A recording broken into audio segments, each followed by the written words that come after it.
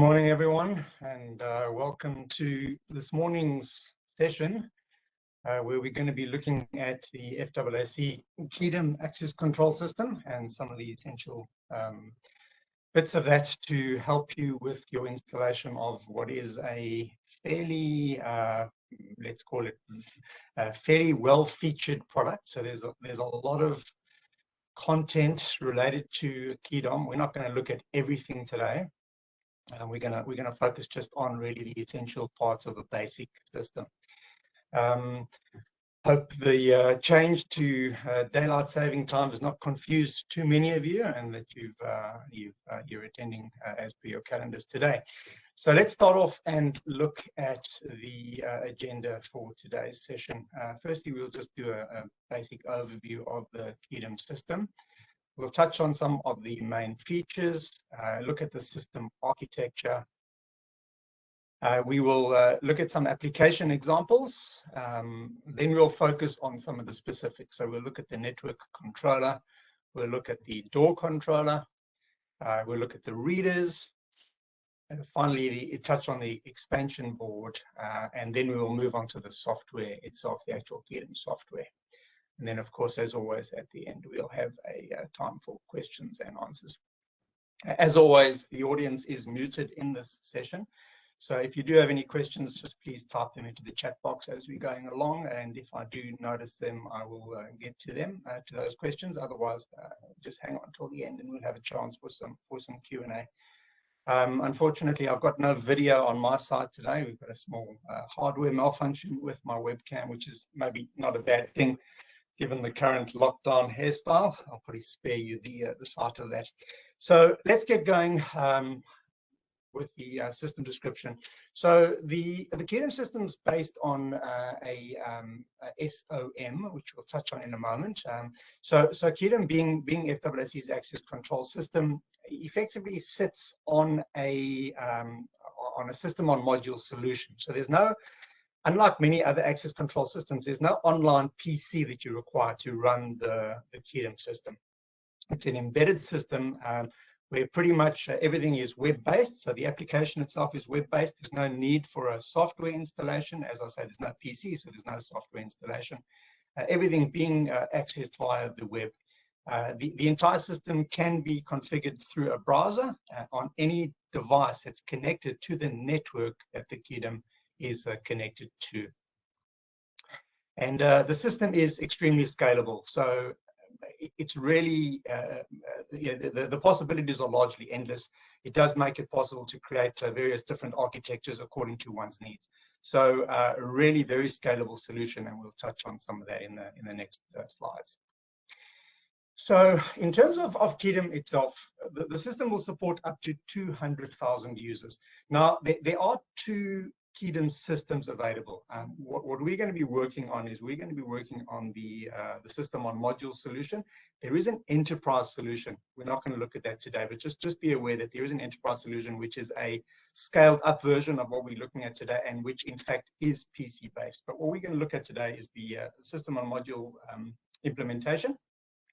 And that will deal with up to 200,000 users, so fairly expansive. Door management is achieved using prox readers and keypads or keypads. There is the possibility for pedestrian gate management using turnstiles. We can also have vehicular gate management using either long-range tags or automated number plate recognition technology. The system offers real-time event monitoring, so as things are happening, we can be viewing those. Supports counters and areas, so we can count people in and out of areas, which is possibly quite relevant in the current COVID landscape. There's obviously reporting that's available on the system, and much more. So let's climb right in, taking a look at the embedded web platform. So the basic Keydom system contains pre-installed software that sits on what we call the network controller. This, as we mentioned earlier, is the system on module PC effectively. The network controller is reachable via LAN or local area network, and the network controller will support up to 32 doors. The actual doors themselves each have a door controller, and the door controllers connect to the network controller via either LAN, RS485, or both. So if you've got existing Ethernet points at your doors, you can literally plug those door controllers directly into the LAN. Alternatively, you can wire them up using RS485 on a shielded twisted pair cable. As I say, the door controllers and the network controllers support both means of connection, and you can mix. So you can have part LAN connection, part RS485. The interfaces of the readers to the door controllers. If you're using FAAC readers, they connect via the FAAC SPR net bus. Alternatively, you can connect third-party readers using either a Wiegand or magnetic stripe interface or an RS232 interface. So you have that flexibility.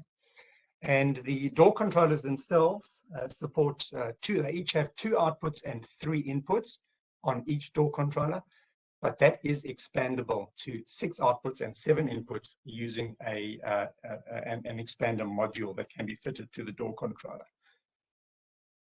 So if we look at a typical system, we have the network controller, we have a series of doors. So as you can see, each door has a door controller and 1 or 2 readers, which are here denoted as L1 and L2.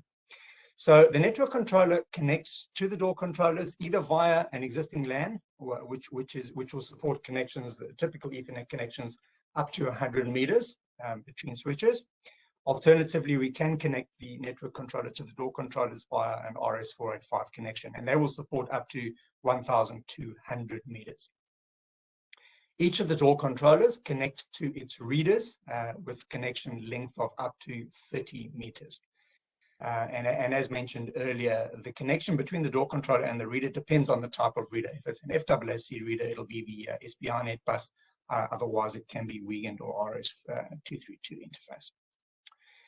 So a typical local system architecture would look as we're showing here. Effectively, we have the one network controller that sits on the LAN, connected via LAN to a number of door controllers, and that's up to 32 door controllers. So we can control up to 32 doors. And this system will again support up to 200,000 users. The viewing or the management of the system is done via a browser on a computer, which is again connected to the same LAN as the network controller. So that's your local system. We can have a distributed system, which is similar, except that part of the system now sits physically in a different location. So once again, we have our network controller, which is connected via LAN to a series of door controllers. In this case, we're showing typically, let's say, 16 door controllers at one point on the site.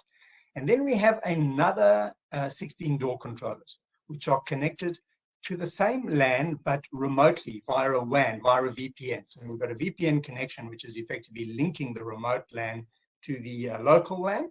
Effectively, this is all transparent. So the access, once again, via a browser on a PC or a laptop on the same network, effectively giving us connectivity across this distributed system. And once again, supporting up to 200,000 users. So if we look at a typical application example, we will see, once again, always the network controller will be present. In this case, we have got 4 door controllers, which connecting to that network controller through the LAN. And in this case, one of the door controllers controlling, let's say, an auto door, a pedestrian auto door through some FAAC readers. Another door controller, which is connecting a gate somewhere else on the site, again, using, in this case, FAAC readers. And then elsewhere on the site, we've got, let's say, a barrier and some bollards, and they're connected, they're being controlled by third-party readers, and as we say, connected to their door controllers and back again through the LAN. And everything accessible, of course, through a browser on the user computer, which is on that system. So this gives you an idea of effectively spreading the system out over your sites. So there's your browser on the user computer, again connected via the WAN or the LAN. So everything needs to sit on the same local area network or wide area network, and that is an important point to note. But we'll get onto that a little bit later. So focusing now on the actual network controller. The network controller comes with pre-installed effectively software. This is the system on module solution. it contains, the network controller contains the entire database for the Keydom system. And as a result, it is the core of the whole Keydom access control system. So all the smarts, all the brains are effectively sitting in this network controller. Again, just to repeat, that network controller will support up to 32 door controllers, which can be connected in a mix of either LAN, RS485, or both connections. And if we home in now on the actual network controller layout, we can see power supply requirements 11 to 15 volts DC, which plug into J16. We have one Ethernet 1000 megabit port on the device. We have two RS485 ports. Again, this is supporting either the LAN or the 485 connection. There is a real-time clock battery that sits on the unit. This is supplied standard with the unit, and this is obviously there to maintain the time on the unit in the event of a loss of connectivity. There are some diagnostic LEDs and a programming button. There is some basic programming you can do on the unit using the programming button and the signaling LEDs. One of the most useful, let's call it functions or programming functions, is actually defaulting of the network controller if you've set something incorrectly and can't recover it. I'm not going to go into too much detail on these LEDs. The LAN connection itself, and the network controller, as you can see, connects to a switch, okay, via a typical LAN cable, which would be a Cat5 or Cat6 shielded cable. Again, typical distances are 100 meters from port to port. That's basically an Ethernet LAN standard. And then from the switch, we then go out and we connect our various door controllers. So in this particular case, we're just showing 3 of them, but they're effectively connected to the same switch. So the network controller and the door controllers, they all need to sit on the same network to work together with each other. And that is an important point. All right, so if we look at in a bit more detail now at a RS485 connection rather than a LAN connection, we've got our network controller as before. We have our door controllers. So in this case, we're showing 2 banks of up to 16 door controllers. The network controller and the door controllers, they have these RS485 connectors, which are marked A, B, and screen. So effectively, we just connect them up using a shielded twisted pair cable, which is typical for an RS485 connection. Cross-section of 0.5 millimeters squared is recommended. And just note the screen must be connected on both sides of the connection. We can have a maximum of 16 door controllers per branch of RS485. So as you'll see, that's why there are 2 RS485 bus connections. Each one will support up to 16 door controllers. The maximum network length of that SDP cable is 1,200 meters. So that's fairly significant. You'll be able to wire up most of your sites. Are not going to exceed that 1,200 meters. What is important to note, though, as with any bus system, is the need for end-of-line resistors. So each of the devices, the network controller and the door controllers, all have a jumper, which allows you to switch in your end-of-line resistor. So you can see here circled at the bottom left of your screen is when the resistor is not installed, the little jumper is to the right of the 3-way connector, and when the end-of-line resistor is installed, it is to the left, marked R. And just note that the end-of-line resistors are exactly that. They are end-of-line. So in other words, the device that sits right at the end of each bus is going to have that end-of-line resistor connected. So in this particular case, there'll be an end-of-line resistor fitted on the network controller, and obviously on the last door controller at the end of the bus for the first 16, and then similarly for the second 16. That end-of-line resistor is very important in any bus system. If you don't fit that, you're going to end up with problems. So just be aware that that needs to be fitted, and always, as I say, end-of-line to the last device at the end of the bus. All right, on the network controller, we did mention there were a couple of LEDs. I'm just going to point out some of them. The first one will be LED 1, which is generally always on. If everything is working correctly, it will be steady on. You'll have LED 2, which will be blinking, which indicates if the CPU on the network controller is running. There's an LED showing that your 3v3 power is present. And lastly, your LAN LED, which will show you that your LAN is working with full duplex communication. So typically, if those 3 LEDs are on and LED 2 is flashing, your system is effectively configured and up and running. Okay, let's move on now to the door controllers. So as mentioned before, the door controller will support both LAN and RS485. So we've got connectors for both. There is a LAN port and there is a RS485 port. The 485 port, again, as you can see, having the potential for the end-of-line resistors. Again, 11 to 15 volt DC power supply coming into the door controller. There is a SPI-net bus, which is for connection of up to 2 FAAC readers. So if you're using FAAC readers, they both wire in to the SPI-net port. There's 2 relay outputs on the device, as well as 3 inputs on the door controller. Inputs for 2 Wiegand or magnetic stripe readers. So you can connect reader A and reader B with a Wiegand or magnetic stripe connection. And there are also 2 RS232 ports, again, for readers A and B, or APNR system, whatever you happen to be connecting via a serial interface.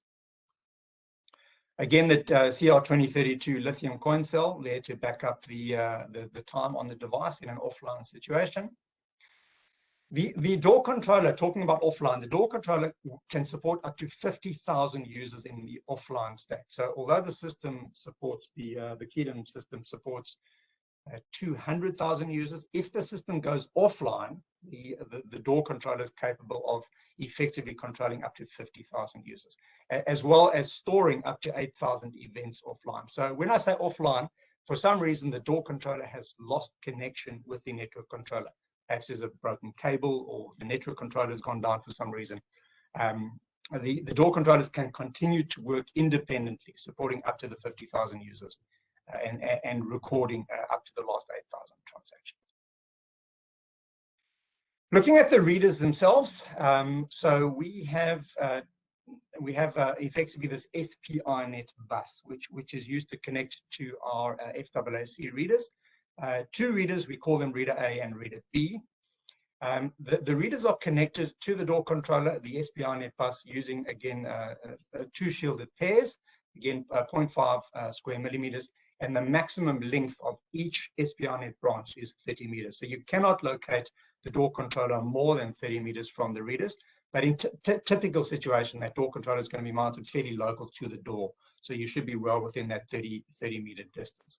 It is important, again, to note that the SPI-net is a bus, and so as such, it needs end-of-line resistors, again, at the first and the last devices. So if we look at the left-hand situation here, in this type of daisy chain, you would have the red dot denotes the end-of-line resistor. You'd have the end-of-line resistor fitted on the door controller and on reader B. If you were wiring up in this configuration, you would have the end of line would actually be reader A and reader B. You'd have the red dots show you where your end of line resistors would be fitted. So the end of line resistors are denoted again as if the jumper is fitted towards the side marked R, the resistor is installed. If the jumper is on the away from the R, which is the default state, the end of line resistor is not installed. It's important to know, again, I can't stress enough how important without those end-of-line resistors correctly fitted, you'll have a problem with your bus. You also need to set address A or B with a jumper on your readers. So when you're fitting your readers, either reader A, which is the default state, which it leaves the factory, readers will always be denoted reader A, or you move the jumper across to position B, which denotes your reader as reader B. So as I say, you can have potentially up to 2 readers on each door controller. So you'll have an in reader and an out reader, for example. You need to specify which is A and which is B. If you leave them both A, there's obviously a conflict, and you'll have an issue with your bus running. So one of them will always need to be changed to B in the event that you have 2 readers on a door controller. Looking at the readers themselves, so we currently stock the XKPR, which is a combination reader of keypad and proximity. Connects via the SPI-net bus. It has a keypad with a backlight. It has a buzzer. It has one bicolor LED in the middle, which is red and or green. The reader operates at 125 kilohertz, so it will work with any standard 125 kilohertz access control card or fob. And it is in a metal case with protection rating IP55, so it is outdoor rated. So that's the one type of reader we stock. We also stock the XKPRD, which is the which basically has the keypad proximity plus it has a display. This is also SPI net bus. Again, offers the keypad with the backlight and the buzzer. What it has is the three-inch display. So as you can see, you've got time, date. You can display some information on that display. This reader can operate at 125 kilohertz or at 13.56 meg. So it can also support, for example, MyFair tags or tags running at 13.56 megahertz. But this unit has a plastic case, also IP54 rated, so protected for outdoor use, but plastic rather than the metal. The last piece of hardware we're going to look at before we move on to the software itself is the expansion board. The expansion board is a piece of hardware that actually piggybacks onto a door controller and effectively expands the 2 outputs and the 3 inputs by an additional 4 inputs and additional 4 outputs. So we power everything down, we fit the expansion board onto the door controller and power up again, and we effectively now have a total of 7 inputs and 6 outputs. So this is where you perhaps have a little bit more monitoring or a little bit more control that you want to do at the door. You have the benefit of those additional inputs and outputs. So that effectively covers the hardware of the Keydom system. So what we're going to do now is we're going to start looking at how we actually drive the software. And this is really where most of the volume of information lies. As I say, the Keydom is a very, very broad system. There is a lot of functionality. We're not even going to get close to uncovering all of that. We're just going to basically look at effectively a very basic installation or very basic system and how we go about from scratch starting with that system. The very first thing we need to be aware of is being LAN-based, in other words, sitting on a local area network, we need to be aware of the URL to reach the Keydom software. We're connecting via a browser, so we're running out a browser on our network. What address do we put into the browser to be able to see the actual Keydom software on the network controller? The default URL for the Keydom software is, as we're showing here, it's 192.168.1.99/Keydom. What we would do is we'll open up our browser, and I'm going to recommend the use of the Chrome browser, and that's what I'm going to certainly use in this demonstration. But run up Chrome, and in the address bar of Chrome, you'll enter 192.168.1.99/Keydom. This is assuming, of course, that your network controller is plugged into your LAN, and it's also assuming that that particular URL, that address, 192.168.1.99, is available on your network. Now, in the case of the network that I'm going to demonstrate, we're sitting at FAAC in Regents Park. We happen not to have 192.168.1.99 available on our network, which means that when we first if I went and plugged our network controller into our LAN, it's never going to be able to work. I'm never going to be able to navigate it because we don't have that particular URL available on our network. In our particular case, what I needed to do was I needed to plug the network controller into my laptop off the main LAN. So in other words, we just create our own little network, and then I can actually browse to 192.168.1.99, and on the network controller itself, I can change the URL. In other words, I can change its address, and that's what I've actually done. So you'll see when we do log in via the browser, I'm not logging into 192.168.1.99, but I'm logging into another address which I've created specifically for our installation, which happens to exist on our network. So that's enough now on the actual URL for the device. The other thing that's important to note is when we log in to a brand new device, the default username and password for the device is just simply admin and admin. If you're looking at earlier documentation or earlier firmware for these devices, there were different login credentials, but any current system that's going out will be logged into using username admin and password admin. So what we'll do now is I'm going to drop out of the PowerPoint presentation, and I'm going to show you what you are going to find the very first time you connect to your network controller.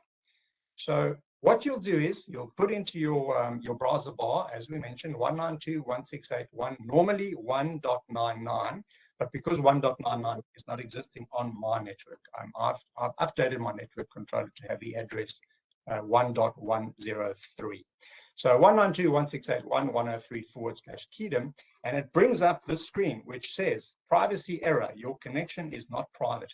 Now, what this means is that the browser is trying to connect to this piece of hardware, or effectively to a website that it does not trust. It's saying, well, we don't know anything about this connection. And so the very first thing we need to do is we need to actually download a certificate which tells our browser that this site or this device that we're connecting to is actually trusted. So the very first time you log in, here you're seeing not secure. You have the option to go to advanced. And so we click on advanced, and it basically says the server could not prove that this address is authentic, its security system certificate is not trusted. But what you do is you just click on proceed to this address anyway, unsafe. So you proceed to the address. And what that'll do is it actually loads up that initial page that we see when we log into the Keydom software. It does show that the site is not secure. The very first thing we can do is, generally by default, you will find the language is set to Italy. We will change it to English in this case, which is United Kingdom. And we will put in our username, which is admin. And we will put in our password, which is admin. And we choose to log in. So what happens now is this actually logs into our network controller. So it'll load up. Of course, this is going to seem like forever while we're waiting for it, but it'll load up in a moment. Let's just give that a moment or two. Just hope we don't have any dramas. Let's try and re-log into that. That didn't look correct. As always, with a live display, we run the risk of things not working the way that we're expecting them to. So what I'm going to do is I'm just going to possibly log into our device once more from scratch.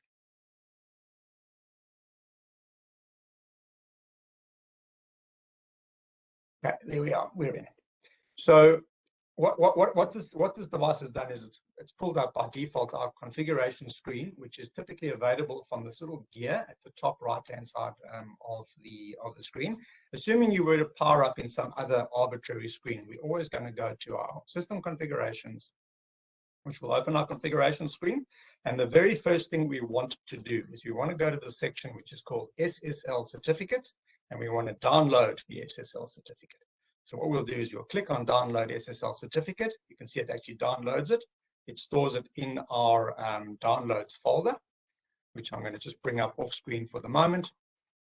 We are then going to, we've now got the certificate, or the Ssl certificate for this Keydom network controller. The next thing we do is we actually go to our browser settings, which you in Chrome you access via the three dots at the top right of your screen. And we go to our settings within our browser settings, and we navigate down to our security options. We go into our security options and we go to manage certificates. This is where we actually can load the Ssl certificate into our browser. So that basically pulls up the screen. We go to the tab marked trusted root certificates. We want to import our certificate. Okay.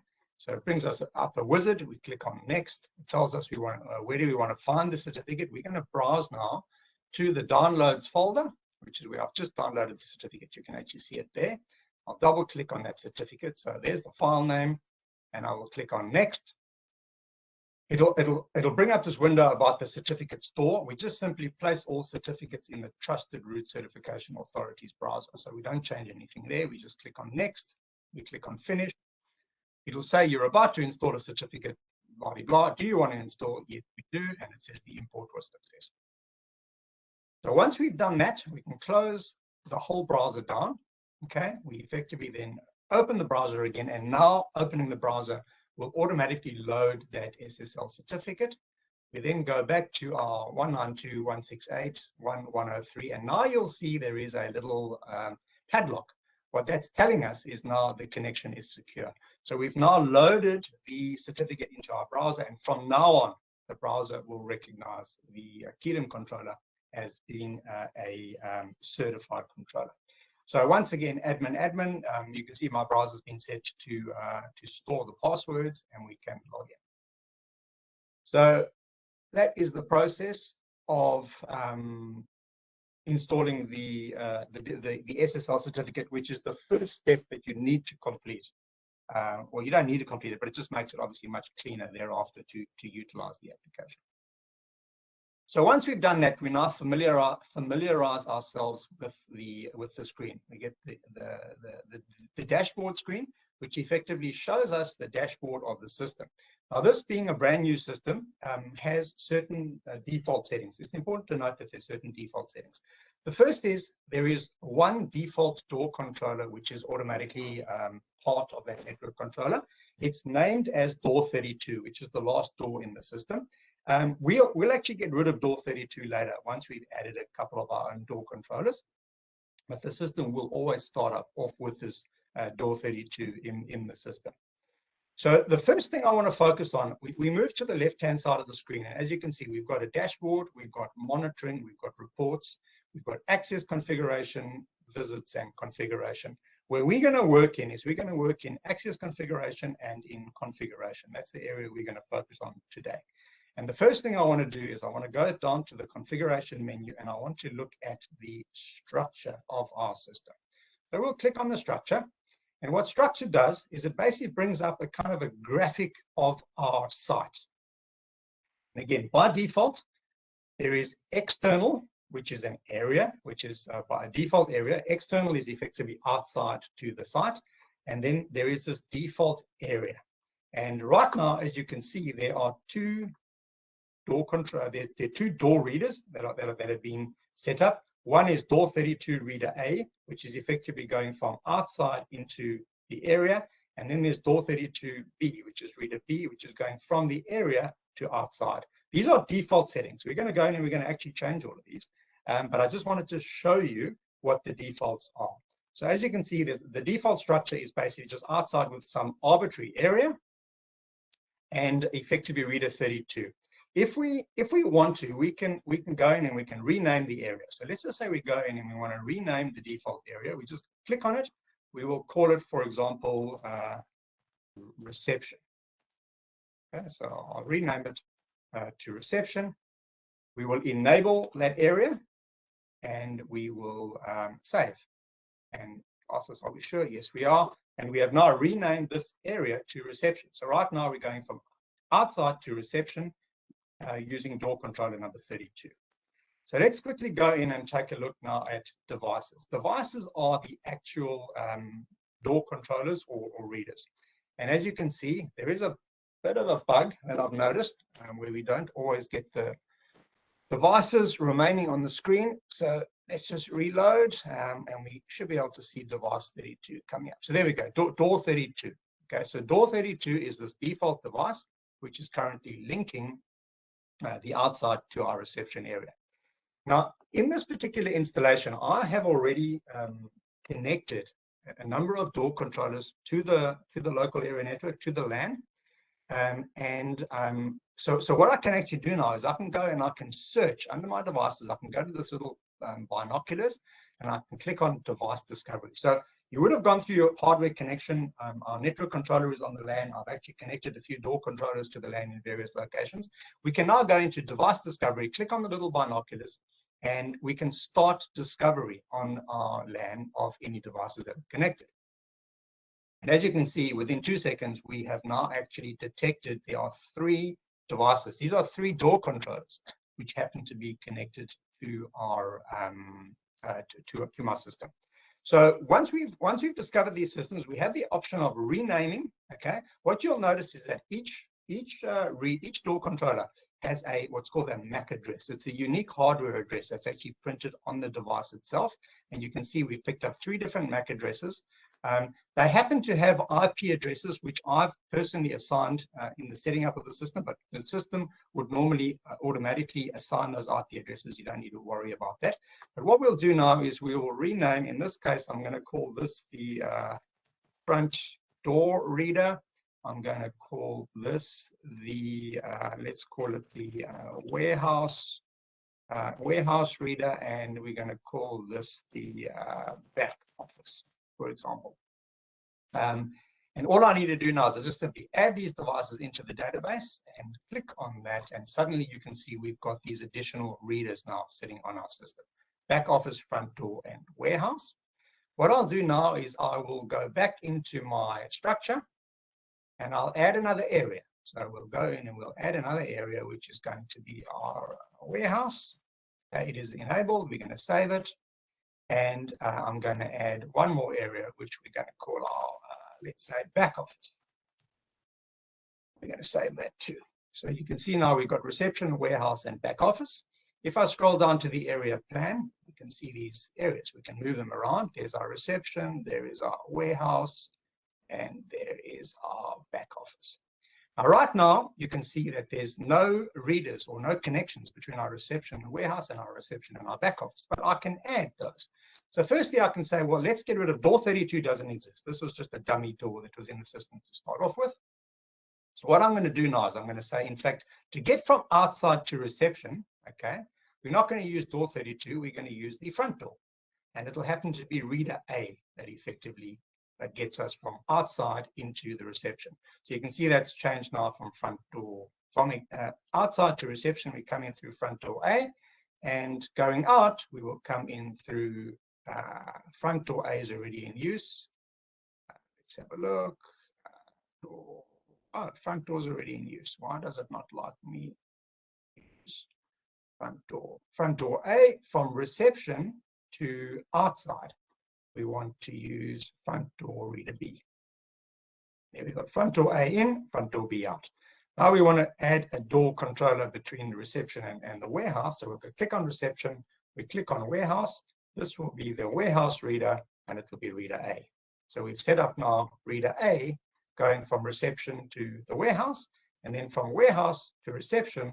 Again, we want to use the warehouse reader, but it will be reader B. And we've set up reader B from the warehouse to the reception. So you can see it's really easy to configure these readers. From our reception to the back office, we're going to use the back office reader, reader A. And going from back office to reception, we're going to use a back office reader B.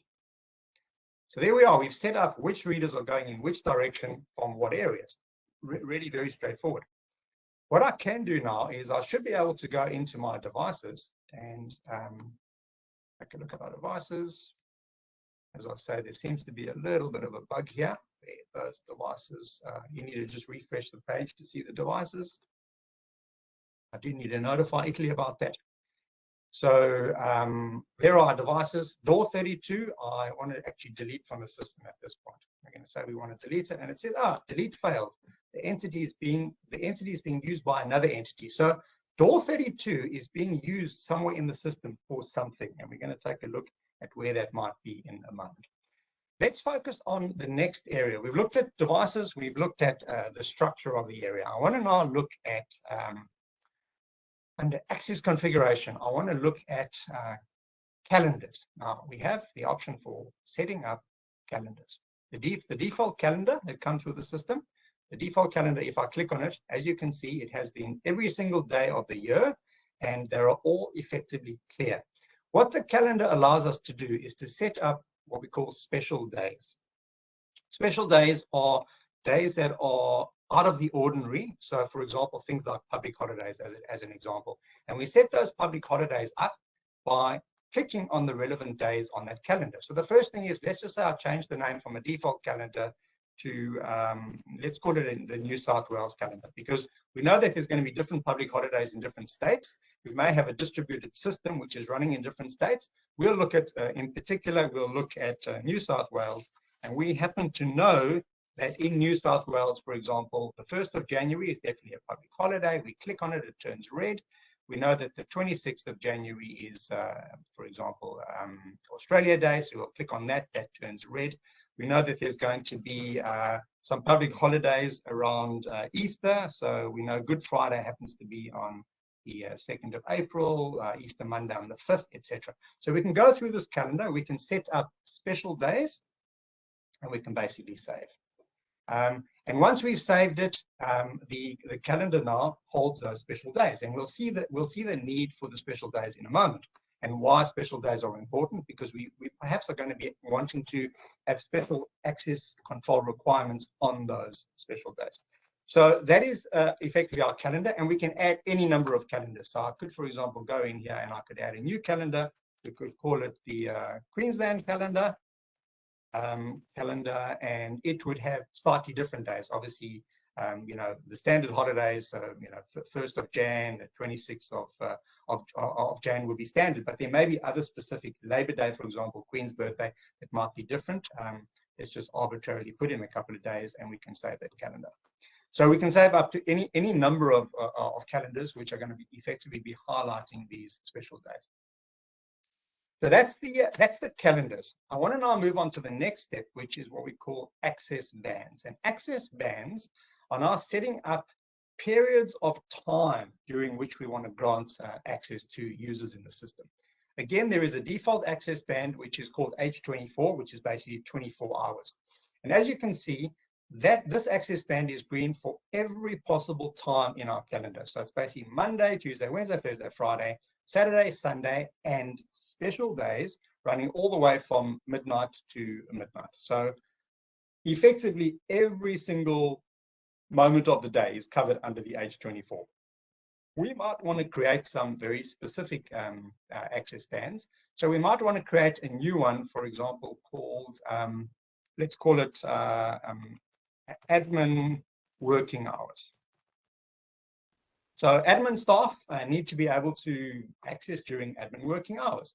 So on the calendar, on the access hours, we will move to the block that starts at, let's say, 8 o'clock, and we will drag all the way through to 5 o'clock in the evening.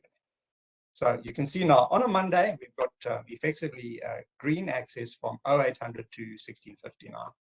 We can then effectively click on this little copy and paste, which will create the same time period on every day of the week. But in this case, we know that admin are not going to be working on public holidays, and nor they're going to be working on weekends. So we can go in and we can actually delete the special, we can delete Sunday, we can delete Saturday. So effectively what we're left with is Monday through Friday, 8 to 5, and we will save that as admin working hours. We also know that the warehouse guys perhaps have different working hours. So we're going to add warehouse working hours, warehouse working hours. And we know that the warehouse come in a little bit earlier. So they start at 7 a.m. and they leave at 4. So there again, Monday through Monday, we can effectively just copy that across. We will delete it on special days. The warehouse certainly doesn't work on a Sunday, but we know that actually warehouse does work on a Saturday. So we can click on the Saturday access hours and we can tweak them slightly. So on a Saturday, they actually start at 8 and they finish at 2 o'clock, which will be 13:59. So Monday through Friday, they're accessing, warehouse is able to get in from 7 to 4. And on a Saturday, they can come in from 8 until 2, and we can say that as warehouse working hours. So we have the option of creating these access bands, and then we use effectively we link calendars and access bands in the next option, which is what we call access policies. Now, what access policies do is they effectively link the calendars and the access bands with specific readers or areas. Again, the network controller by default has a 24-hour or H24 access policy. And if we go in and edit it, you can see it has anti-passback. It's called it uses access band 24 hours. It uses the New South Wales calendar, and it's set by device. So what we'll do is we'll go in and just have a look at how we edit it. So the 24-hour access effectively shows us that we've got anti-passback enabled for this particular access policy. It uses the 24-hour access band, which is all the green areas. It uses the New South Wales calendar, and in this particular case, it's set up by device. So if we click on the next screen, it says, well, which devices are used by this access policy? And the default device was door 32. And this is why we couldn't delete earlier door 32, because it was being used by this access policy. In this case, door 32 is not relevant. But what we certainly do want is in fact, I want to control access, 24-hour access by area rather than by reader. So I'm going to rather say the access is by area. I'm going to click on the next, and I'm going to say that we want 24-hour access to access reception, warehouse, and back office. So all those three areas are accessible by anybody who is using the 24-hour access policy. I'll save that. I'll say yes, okay, and it's updated. So you can see now 24-hour access is done by area. What I'll do now is I'll create an access policy we'll create a new access policy, and we will basically call it admin staff access. So admin staff access, we're not really interested in anti-passback, so we'll leave that off. We're going to use the access band, which is admin working hours. It'll be a New South Wales calendar, and it will be by reader in this. Let's make it by device in this case. So you can see there the admin hours have automatically come up, and we want this access policy to allow access to the back office and to the front door. In this case, we don't actually allow access to the warehouse for the admin access policy, because there's no need for admin staff perhaps to be in that warehouse. And we can save that access policy. We could create then a second access policy, which will be warehouse access. Here, perhaps we do want anti-passback. The access band for warehouse will be warehouse working hours. So you can see now the warehouse working hours come up, including the Saturday. Calendar will be New South Wales, again in this case. And we will allow access by, let's make it by device in this case. And we will allow warehouse staff effectively into the front door and into the warehouse. In and out, door A and door B, so that reader A and reader B. And we can then save up, and that is the access policy saved for a warehouse access. So these are our access policies, and we can again set up as many of these as we wish. And the last thing we're going to look at is we're going to look at profiles. And profiles is now what effectively enable functions that can be associated with a specific media. And we'll look at media in a moment, but by media we basically mean a tag or an access card or an access code. So again, there's only one profile, which is by default, which is the 24-hour profile. And effectively what that's doing is it's saying the 24-hour profile uses the access policy 24 hours and effectively allows 24-hour access. So you may want to give that, for example, to security staff or to the owners of the business who need to get 24-hour access everywhere all the time. But what we want to do now is we want to add a new profile or two new profiles. The first profile will be office staff. So we want office staff. What we're saying is the validity mode for the office staff media is always. So in other words, if you get a card, it's always valid. We want to add an access policy. So the access policy for office staff is going to be admin staff access. You can add more than one access policy, incidentally, but admin staff will only have the one access. And that is really the only setting that we want to tie in with office staff. We have the option of adding what we call points validity. You can add this will be, for example, let's say a gym user or a squash court user. You'd want to say, well, you've got 100 points in your account. You can tag 100 times to get in somewhere. That's what your points validity is. You can set up fixed paths. Now, fixed paths, again, not relevant here, but what a fixed path does is it says, if you come into this premises, you have to follow a specific path through the building. So you first got to come in the front door, then you've got to maybe move into decontamination, and then you can go into the clean room, for example. So you could set up these fixed paths, forcing people to move in a particular way through the building. And then there's a whole lot of additional settings that I'm not even going to touch on. As I say, this is a very, very extensive system. We're going to look at just the basic system. So I'm going to save the office staff profile, and we will typically add, let's say, one more, which will be, we'll call it warehouse staff. So warehouse staff, they will have the access policy, not admin staff access, but rather warehouse access, and we will save them up as well. So we're creating these different profiles which link to user media, and that means we now need to go and actually have a look at how user media works.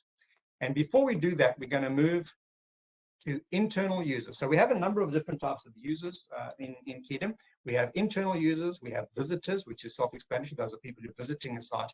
And then we have business users, where business user links to sort of a business, all the staff of FAAC or Magnetic or Hub or whatever the case is. Let's first look at internal users. So internal users have one internal user created by default in the Keydom system. And what do you know? He's called John Doe. Perhaps, obviously so. So if we click on John Doe, there he is. He has a user record. His name is John and his name is Doe. All right. We want to maybe change that. So in this particular case, we'll say it's in fact Ian, not John Doe, but rather Ian Rozovsky, who's myself. We can give the user a unique code. This is just incidentally, this user is just a general information record. All right. It's no more than that. It's basically just each internal user who's going to be using the system. The unique code may be an employee number. It may be a it could be any Medicare number, a driver's license number, whatever you want. We do have the option of uploading a photograph for the user. So we can click on the plus and we can go to a store of photographs. In this particular case, that's me, nice and smiley. The only thing to be aware of when you're uploading a photograph is that it's limited in size to 20 kilobytes. So you must ensure your photos that you're uploading are under 20K in size. We could put in a registration for a vehicle. We could put in address, phone numbers, emails, mobiles, any sort of notes, very for a brainer. Ding, ding. All right, and we save the record. Are you sure? Yes, and Ian Rozovsky becomes a user. We do have the ability, incidentally, to upload bulk users into the system. So I'm just going to delete myself for the moment. We have this little tab here, which says we can upload. In fact, this is not uploading tags, incidentally. Sorry, this is uploading images for users, and we'll get back to that in a moment. But having had a look at internal users, of which there are none, I've deleted that dummy user. We can now move to actually move to the access medias themselves. Now, if we go down here under access configuration to our access medias are basically either cards, tags, PIN numbers, registration numbers, anything that specifically is used to gain access. Once again, there is a default access media in the system. It would have actually been linked to John Doe by default, but we've deleted him from the system.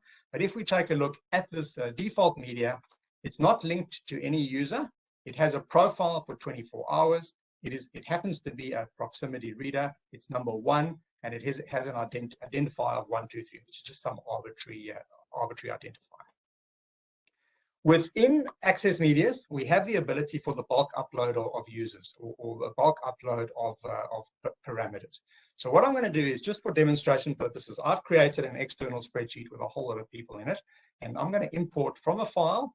Okay, I'm going to go down. I'm going to basically, it just says drop files here to upload. I happen to have off screen just want to quickly find this. I have a default spreadsheet of access medias. What I'll do is I'll actually drag it across so you can see it. It's this Excel spreadsheet here. And all I'm going to do is I'm going to drag it from the folder into the area which says click here to upload. So as you can see, it says it's uploaded the access medias, and I'm going to just simply import them. Am I sure? Yes, I am. The file has been imported, and suddenly you can see all these users. I've downloaded something like 30 users into the system. So as you can see, all of these users are in. All of them but the first one have no information related. This 1, 2, 3 is just the default access media that was in the system to start off with. So what I'm going to do is next thing I'm going to do is I'm going to upload for each of these users. I'm going to show you how we can actually upload an image for them. We go back to our internal users now, and we'll see all these internal users loaded. We can go into each of them, see their name, the unique code. I happen to have just assigned sequential codes. And what we're going to do now is we're going to upload a whole lot of images for these users. So again, I'm going to go to a folder where I have happen to have created images for every one of these users. I'm going to select all these images. The name of the image just has to correspond to the name of the user. I can say open, and it is going to upload. All 30 users now have their images. If I open the user, you will see their image. So just to show that you can do these bulk imports, which is quite useful if you're working with a large number of people. So effectively now we have imported these internal users, and we now go back to our access medias, and I want to, in fact, upload access medias to these users. So we've got now these 30 users. We want to actually add cards or add access control media to their records. So what I'm going to do now is I'm going to go to a function which allows us to actually upload a bulk number of cards to each of these users. And what I do is I click on the little magic wand, which opens an auto read sequence. So what that does is it allows us to say the first number of the user that we want to start. So we want to start from user number 1, and just for argument's sake, I'm going to limit it to 5 users. So we want to basically say user 1 to 5. All right. We want to add them to the admin staff profile, and which reader do we want to do the take up of the media. In other words, we're going to have to present the media to a reader to grab the code that's inside the card. We're going to do that at the front door, and I hope I've selected the front door correctly. But what we'll do now is we'll basically say start. Okay, so it says auto read started. Now, what you can't see off screen here is that I've got a reader that's now actually my front door reader, and it's saying in auto read. I'm going to present a first card. You can see it reads it. I'm going to present a second card. I'm going to present a third card. I'm going to present a fourth card. I'm going to present finally the fifth card. So the system goes out of auto read, but what you'll notice now is each of these 5 users have a unique number associated with them. You can see that number there, and that number is in fact the serial number of the card that user is going to be issued. So when that user, I've got a question here from Craig. I'm just going to quickly have a look what he said. He says, will the system detect what type of reader is at each access point, i.e. if it's keypad, swipe, or camera at the gate? If a keypad, will be able to set a key code inside the system. So the system, you need to tell the system what reader it is, Craig. So when we go in and we detect the reader, so we're going to go back to configuration, and we're going to look at devices. Just let these devices load. Okay, there it is. When I look, for example, at the front door, I'm telling the front door that it has a FAAC reader. And in fact, what we'll maybe do is spend a little bit of time on the devices now that you've actually mentioned that. If we go into the devices and we click on a particular device, such as the front door, we have a number of fields. And I should have probably touched on this earlier. So thanks for raising that. The first field is just the general field. So that's basically where we give the reader a name. We give the door controller a name. This is a door controller, not a reader. We give the door controller a name. We tell it what type of bus it's connected to. So either Ethernet or serial. In this case, it's Ethernet. We assign it, or it would be normally be assigned an IP address. The readers now are the readers that are connected to that door controller. So over here, you can see it happens to be called front door A and front door B. Okay. And the reader type, we would specify as being an FAAC reader. So that is where we actually tell it what type of reader and what type of bus it's is connecting it. So if we happen to be using an APNR, we would set the reader type to other. And then there will be some fields for automatic number plate recognition. I'm not going to go into those sort of details. You can see there's addresses for the IP cameras, etc. That is sort of an advanced topic. We're just looking at a fairly basic system here. But in essence, we're able to set up the reader A and reader B. We're able to then say what sort of activations do we want on that reader. So as you can see here, by default, in the first activation that's enabled is the relay that gets activated. It's a timed on, which is basically a pulse, all right, and it's on output number 1. And we have that pulse when the media at the reader is okay. So in other words, someone presents a reader and it's valid, the reader will activate. So we can actually set what activations we want on this door controller. And there's a whole host of them. I'm not going to go into the details, but effectively when a card is valid, when a card is not valid, we can also set automatic activations of these outputs in certain time bands or access bands. We can start at the beginning of the band, during a band, or the end of a band. So, for example, we can open a door during certain hours automatically, etc. And so that is in essence our activations. We can choose display messages that we want to see on the reader if the reader is equipped with a display.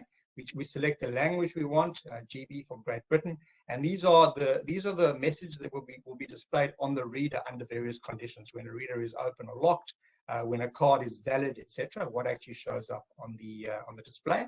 We can also type particular access bands and calendars to the readers themselves. So we can say that a particular reader is only open during, let's say, admin hours, and the reader itself shuts down out of hours. And then we can configure the actual inputs and the outputs themselves. We can give them names, etc., which is useful when we're looking at the transaction logging. In terms of the key codes, all right, so the way the key codes work is they go back to access media. So if we go and look in at our access medias, you can see the first 5 users actually have cards which are read into the system, are auto read into the system to associate with the readers. But let's just say this user here, Joseph Cook, okay, he has not got any information that's linked to him.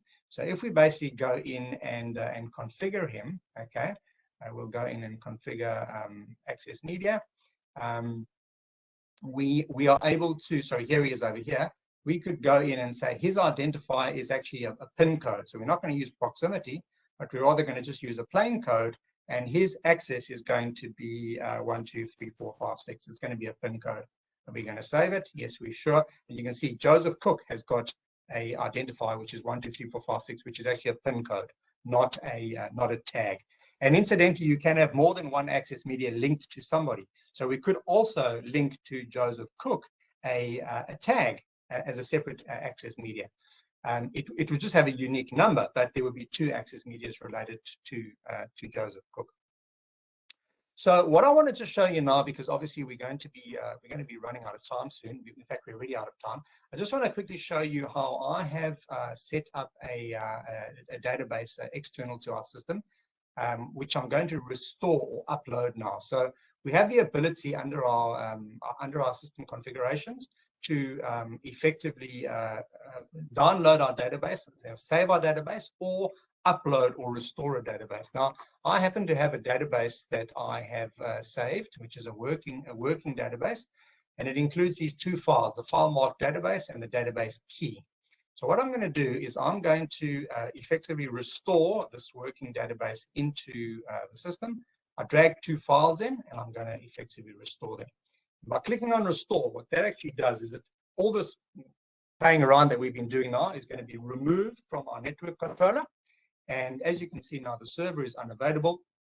So what's happened is our old database has been deleted, and our new database is being installed on the network controller.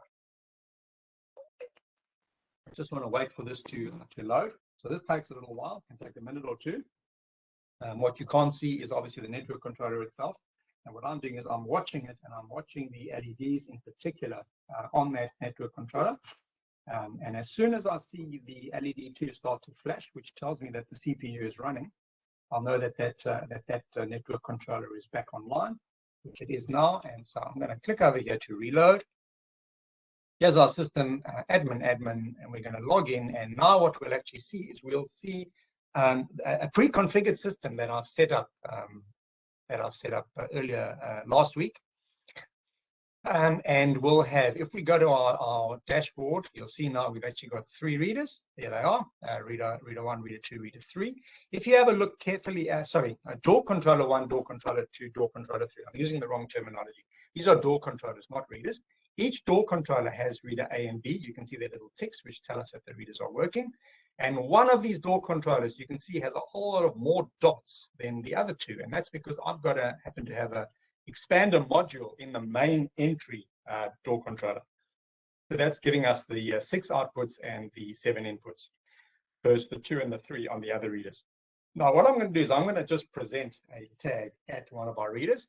And you can see, if you look at that middle, the middle device, the main entry, you can see that red light turning on, which is telling us that the reader is active. And you can see in the system journal that the media for Edmund Barton has been validated. So there's a number of displays we can view. There's also some actions that we can take.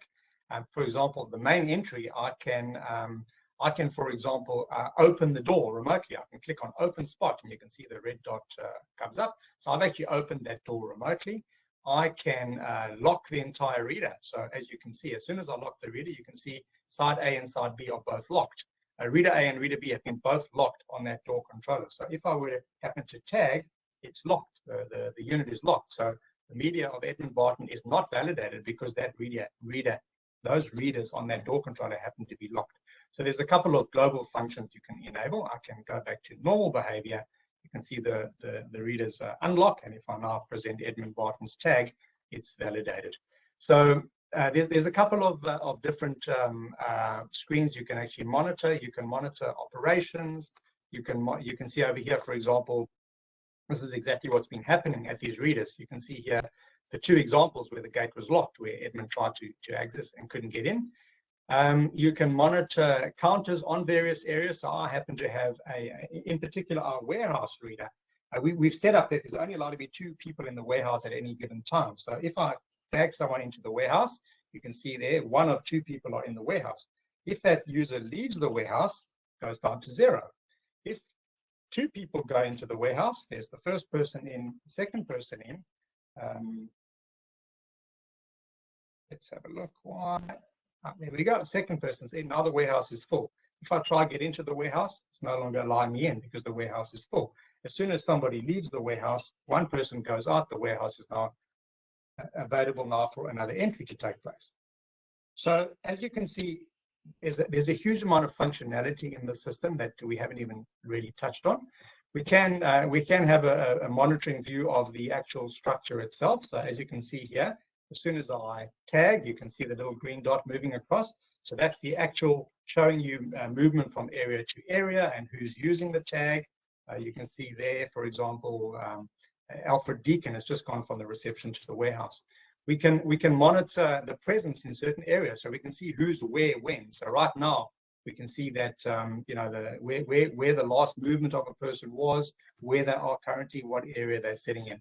So we also, there's a full audit of who's doing what. So at the moment, you can see the admin, you can see when the admin's logging in, you can see when the admin's changing functionality. So you can see exactly who's doing what. And on that note of operator activities, we can set up different operators with different access. So there is by default the admin login, which is a super administrator, but we can create other users. So we can create other user accounts, and we can limit what access those users have to the system. So you can have people who can just view the system. You can have people that can view only certain sections of the system. There's a huge host of configurability around the actual operators or people who are using or accessing the system via a browser.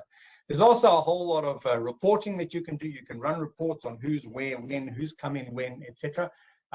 As I say, it is a very, very sophisticated system, and it's frankly one which requires hours and hours of discussion to sort of look. I've just tried to give a very, very basic understanding of how this is, of how a very basic system works. So what I'm going to do is I'm going to call it a day there. We are a little bit over time. What I'm going to do is I'm just going to quickly select everybody who's here, and I'm going to unmute you all. So I can now hear you guys if you've got any questions that you want to fire away. Yeah, Ros, can we get the software separate to the network card? So basically, no, Craig. There is the software is available in what's called an enterprise version. So as I mentioned at the beginning, that this is Keydom is basically a system on module. So the software sits inside the network controller. So if you want to do what I'm doing now, you effectively need a network controller that's linked to your system. The software itself is available as an enterprise version, but that's not something we're dealing with at the moment, and it's for much larger systems and something that we're not really, we don't have it available, and it is a licensed piece of software. So if you do want to play around, my best suggestion will be that I will create you a user account on either a demo system that I've got set up here, or in our live system that we run at Regent's Park. I know at the moment, for example, Oliver has a login. He has his own login to our system, and I can give you that login, so you can at least log in and you can play. But the best way to learn this system is actually to set something up, and you can set it up basically anywhere in your premises on the LAN. Set up one network controller, maybe with one door controller and 2 readers and a couple of cards, and play with it that way. But the important thing to note is that software itself is not actually software. It's actually firmware that's sitting embedded on that module, on that network controller. So you're logging in via your browser to the network controller. You're not actually running a piece of software. Yep. Okay. Okay. So really the idea of this was just a sort of an introduction to show you how to just set up that basic system and just a glimpse into what is available. It is a very, very sophisticated system, and it's really, really quite impressive.